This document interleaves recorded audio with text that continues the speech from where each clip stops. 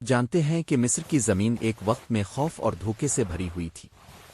فرعون کے محل کی اونچی دیواریں مگر دلوں میں اندھیری سناٹا چھپا ہوا تھا۔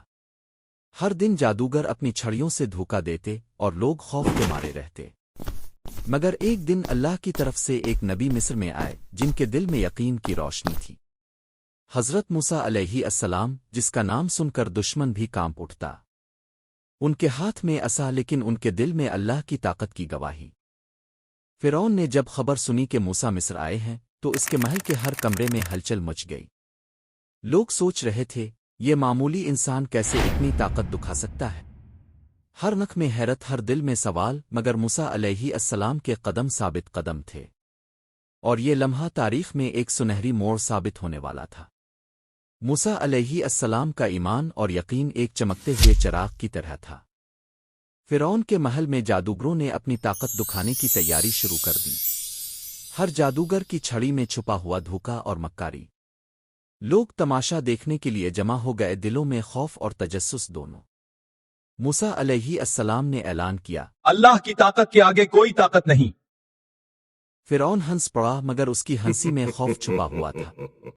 جادوگر ہنسنے لگے، کہا، یہ تو محض ایک عام آدمی ہے۔ مگر موسیٰ علیہ السلام کا چہرہ سکون اور اعتماد سے چمک رہا تھا۔ ہر شخص کی نگاہیں اس کے ہاتھ پر تھیں اور دل بے قراری سے دھڑک رہے تھے۔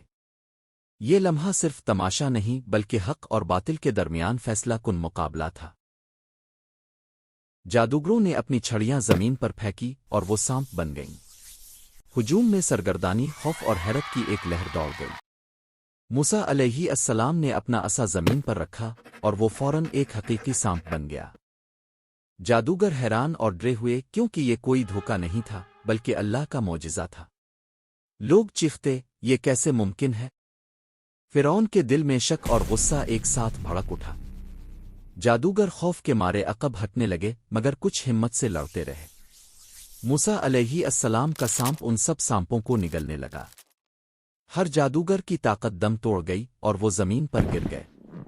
لوگ اس لمحے کو دیکھ کر حیران، خوفزدہ اور متاثر ہوئے۔ موسیٰ علیہ السلام نے یہ ظاہر کر دیا کہ حق ہمیشہ باطل پر غالب آتا ہے۔ جادوگر شرمندہ مگر کچھ کے دلوں میں ایمان کی روشنی پیدا ہوئی۔ فرعون کا غرور ٹوٹ رہا تھا اور ہر نظر موسیٰ پر مرکوز تھی۔ یہ لمحہ تاریخ میں ایک نشان بن گیا جسے لوگ آج بھی یاد کرتے ہیں۔ ہر سانپ، ہر چھڑی، ہر جادو حقیقت کے سامنے بے بس تھا۔